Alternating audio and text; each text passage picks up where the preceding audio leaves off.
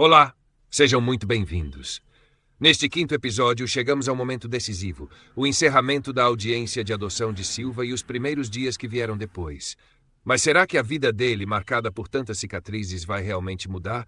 Ou será que ainda existem sombras a rondar seu caminho? Preparem-se, porque nem tudo está às mil maravilhas. Boa audição.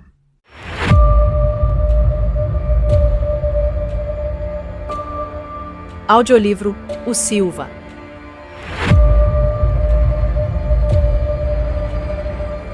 Nome verdadeiro Ariel, Leão de Deus.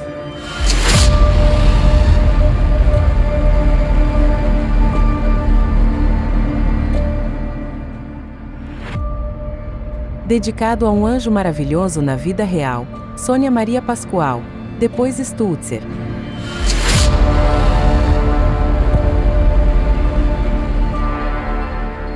A história de um misterioso rapaz que chegou a Londrina, Paraná. Quem é ele? De onde veio? O que fazia? Para onde vai? Vamos ouvir e acompanhar esta história para decifrar tais mistérios. Coloque fones de ouvido para uma imersão mais profunda e emocionante. E boa audição.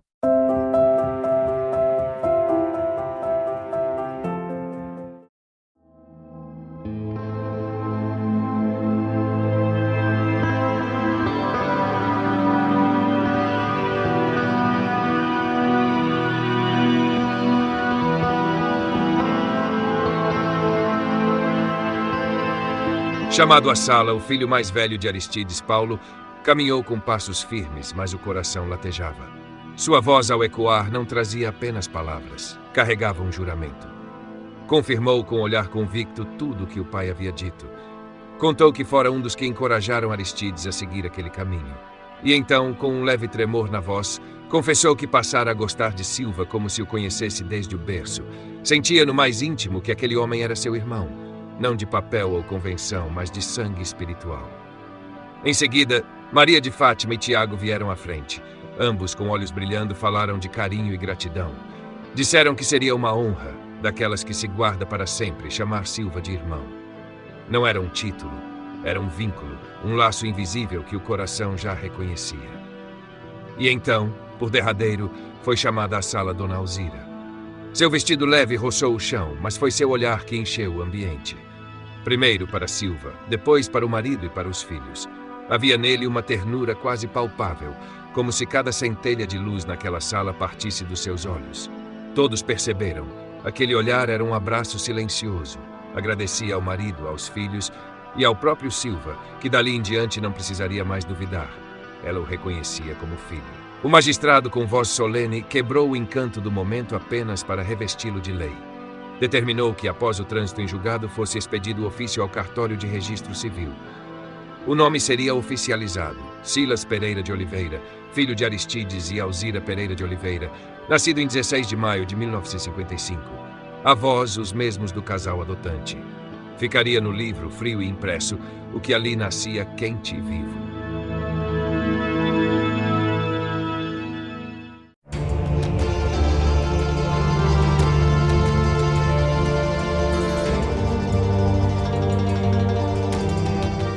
Ao encerrar a audiência, dispensando as partes, o juiz observou a cena. Os adotantes e os filhos, radiantes. O adotado chorando de felicidade verdadeira. Saíram todos abraçados. No corredor, a voz grave de Aristides ecoou como um selo eterno. A partir de agora, você morará conosco. É um filho amado. Não de sangue, mas do coração. Jamais aquela sala testemunhara emoção tão pura. O próprio Dr. Ulisses, o Dr. Caruso e o escrevente estavam com os olhos marejados. Sentiam que, além da letra fria da lei, havia ali a mais alta expressão do amor ao próximo. O mesmo amor que há milênios, num povoado da Galileia, inspiraram um homem a ensinar. Assim em tudo, façam aos outros o que vocês querem que eles façam a vocês, pois esta é a lei e os profetas.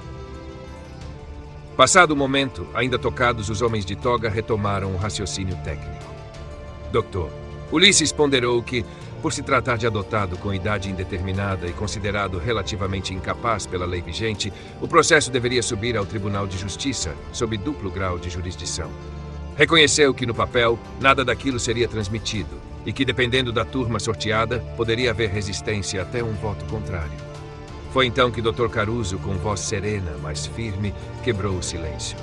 Meu amigo, o poder de Deus é infinito. Ele saberá quais desembargadores terão um coração cristão como o nosso. Seguimos a lei dos homens, mas acima dela sempre estará a lei divina.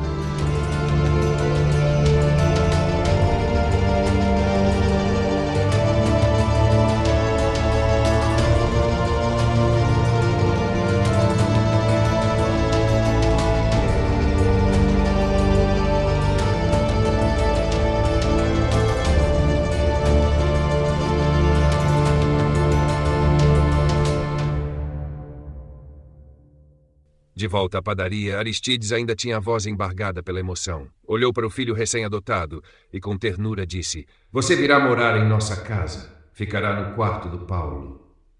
Mandei preparar desde que ele se casou e foi viver na casa dele."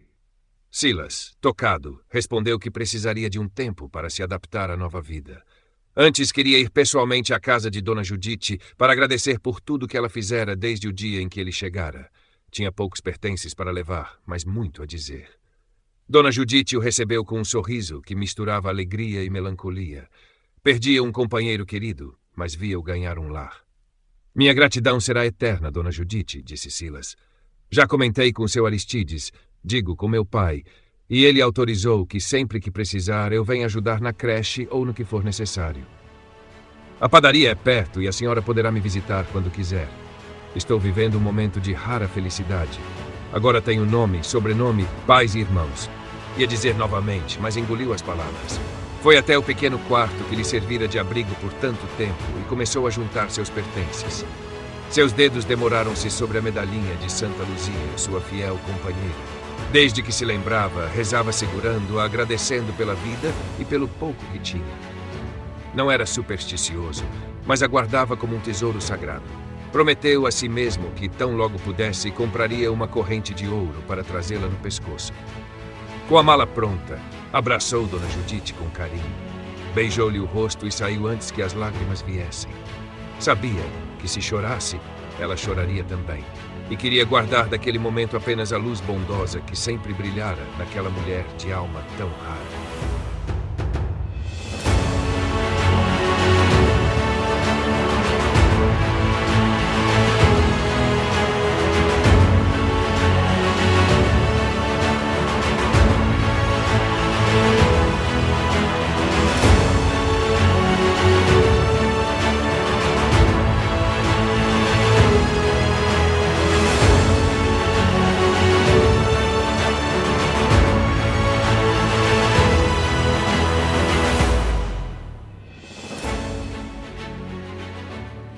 Silas escolhera com teimosa doçura morar na padaria.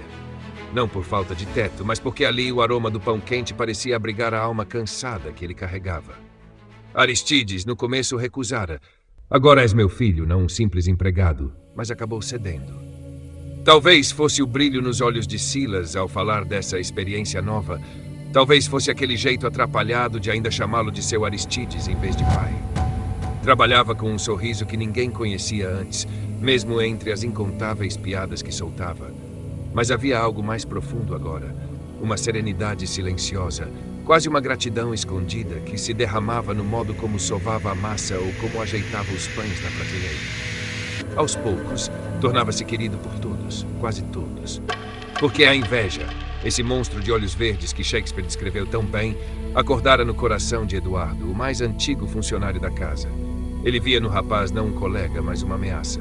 E, movido por esse ciúme mesquinho, começou a plantar armadilhas pequenas, sutis, porém suficientes para deixar Silas sob suspeita. Derrubava bandejas, trocava ingredientes, deixava o forno alto demais e depois, com falsa surpresa, apontava o dedo para o recém-chegado. Aristides, paciente, buscava relevar. Achava que talvez Silas, emocionado com a nova vida, estivesse apenas distraído. Mas, no fundo, o português sentia o cheiro amargo do ciúme. E não era o único. Seus outros filhos também notavam. Até que numa tarde, pouco antes do fim do turno, chamou Eduardo ao escritório. O ar ali estava mais denso que o calor dos fornos. Aristides falou com voz firme, mas sem raiva. Eduardo, eu sei que você é o causador desses incidentes. E sei que tem jogado a culpa no Silas. Escute bem, você continuará aqui pelo tempo que quiser. Sempre foi um bom funcionário e confio em você. Não preciso de diploma para ver o que está acontecendo. Só lhe peço, trate Silas bem. Trabalhem juntos. Eduardo, sem encarar o patrão, respondeu num tom cortante. Dediquei minha vida a esta padaria. Não me casei, nunca faltei. E agora, de repente, um estranho vira seu filho. Eu, que há mais de 15 anos dou sangue, nunca recebi sequer um elogio. Isso não é justo. Aristides suspirou, cansado. Você tem pais, irmãos, uma casa. Silas, não tem nada. Não lembra nem de quem é. Só fez o bem desde que chegou. E você ainda assim o inveja? Não posso obrigá-lo a amá-lo, mas lhe peço que pelo menos o trate como um colega. Pode fazer isso por mim. Já acabou? Interrompeu Eduardo, seco. Acabou. Mas pense bem no que conversamos. Eduardo saiu. O cheiro de pão recém-assado invadia o corredor, mas nele não havia doçura alguma. Passou pelos fornos com um sorriso de deboche que Silas viu ao longe. E mesmo assim, o rapaz acenou, desejando um até amanhã, se Deus quiser. O padeiro mais velho não respondeu. Seus olhos carregavam um rancor espesso, e em sua mente já germinava o plano. Dessa vez faria de tal forma que Silas sumisse, sem deixar rastros, sem que ninguém pudesse culpá-lo.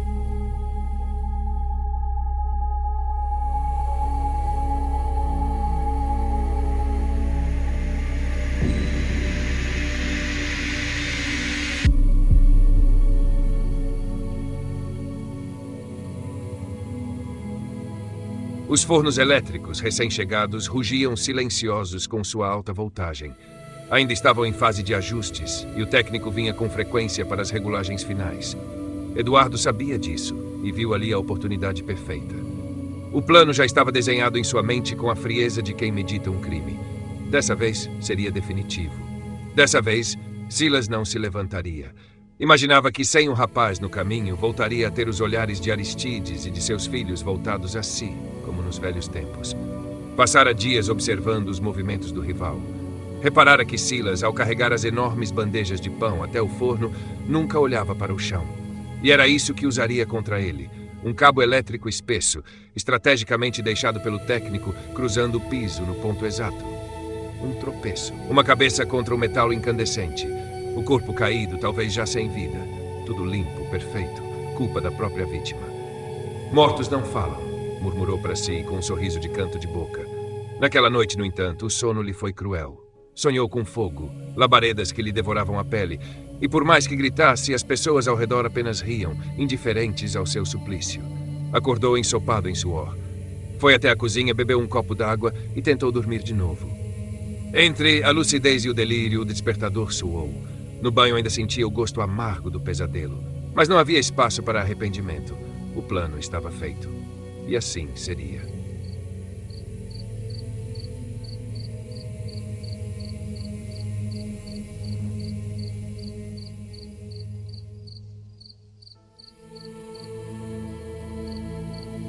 Chegou à padaria pela porta dos fundos, ainda madrugada. O salão estava mergulhado numa penumbra azulada. Viu Silas já desperto, ajeitando as bandejas que levaria aos fornos, que pulsavam quentes, vivos, prontos para o trabalho ou para a tragédia. Eduardo mordeu um sorriso e pensou, falta pouco. Foi para seu canto, mexendo nas massas dos bolos encomendados, fingindo distração. De repente, um som metálico veio da porta. Estranhou. Aristides nunca chegava tão cedo, seu horário era por volta das 6, mas não comentou nada. Seus ouvidos estavam atentos ao compasso dos passos de Silas. E lá estava ele, a mesma rotina de sempre, olhar fixo à frente, alheio ao chão. O momento veio como um golpe de faca. Silas avançou com a primeira bandeja. O pé encontrou o cabo. O tropeço foi seco. O mundo pareceu silenciar por um instante, até que o estrondo veio.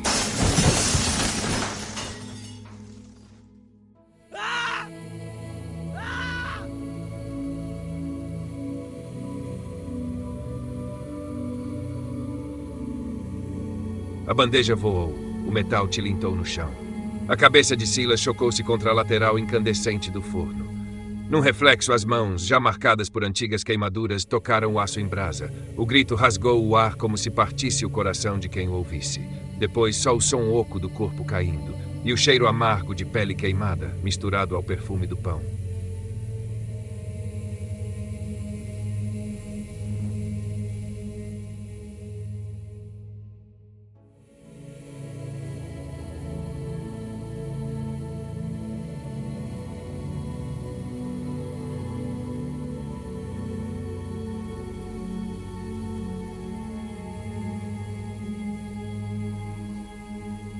Aristides, ao ver o filho no chão, correu como quem foge da própria morte.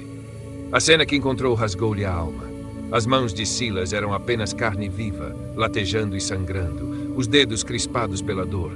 Boa parte do rosto estava queimada, a pele grudada no metal quente, arrancada em pedaços ao tentar se soltar. O cheiro de pão deu lugar ao cheiro amargo de pele queimada. As lágrimas vieram sem pudor. Aristides chorava, impotente, vendo o sofrimento do filho. Silas, com voz quebrada, murmurou apenas que fora descuidado e que lamentava pelos pães perdidos. E como se a dor não fosse suficiente, Eduardo se aproximou.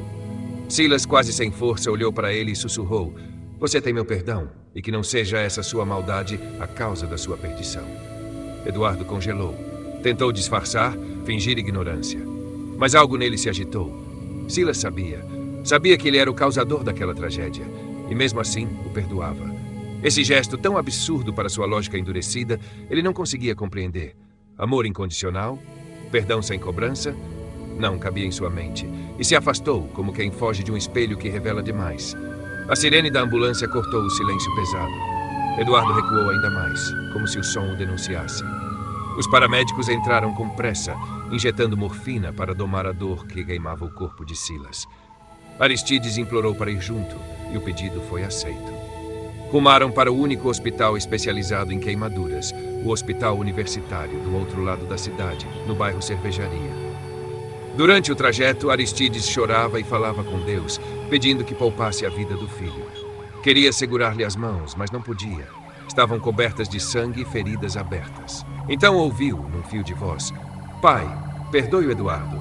Eu já o perdoei, quando você foi ligar pedindo socorro." Aristides olhou para os outros na ambulância, confuso. O enfermeiro disse, tentando aliviar: "Está delirando por causa do remédio, senhor. É normal." No hospital, Silas foi levado imediatamente para os primeiros socorros. Aristides, no balcão, declarou ser o pai. Quando pediram os documentos do filho, disse que não os tinha, mas que os traria depois. Não era incomum.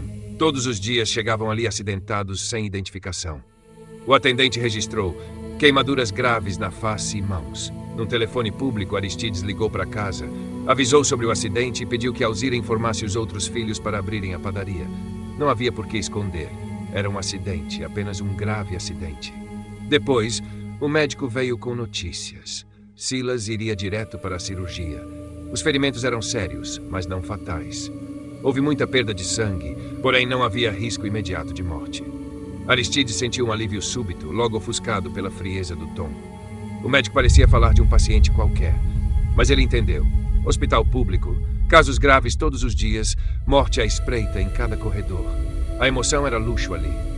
Mesmo assim, o médico garantiu: Silas estava em boas mãos. Médicos, professores e especialistas, tratamento igual para todos. E pediu que Aristides fosse para casa, prometendo que qualquer mudança seria comunicada. Aristides agradeceu. Saiu com passos lentos, carregando o peso da dor e a esperança frágil. Pegou um táxi, com o coração ainda ardendo. A inveja no ambiente de trabalho é como uma sombra silenciosa. Não se vê de imediato, mas sua presença pesa no ar. Ela nasce quando a conquista do outro desperta em nós a comparação amarga, transformando o brilho alheio em ameaça, em vez de inspiração.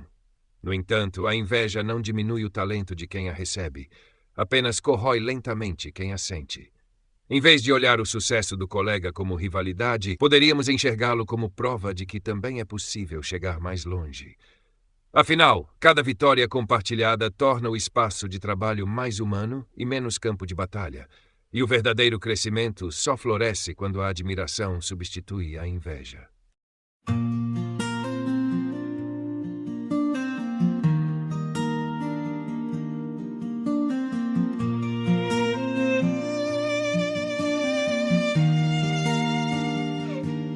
Pelas horas da madrugada, o trabalho de fazer pão é a rotina na padaria, o destino desde então. Um tropeço no fio escondido, o grito cortou o ar, a fornada de pão se perdeu, é o de menos a se lamentar. E o pai caiu de joelhos, com o filho em carne viva. O mundo inteiro desabou num segundo sem saída. E ele disse: você tem meu perdão, mesmo sabendo a razão. Que não seja sua maldade a causa da sua perdição. Perdoar, mesmo sangrando. Perdoar, mesmo caindo. Perdoar, mesmo queimando. E por dentro sorria ainda.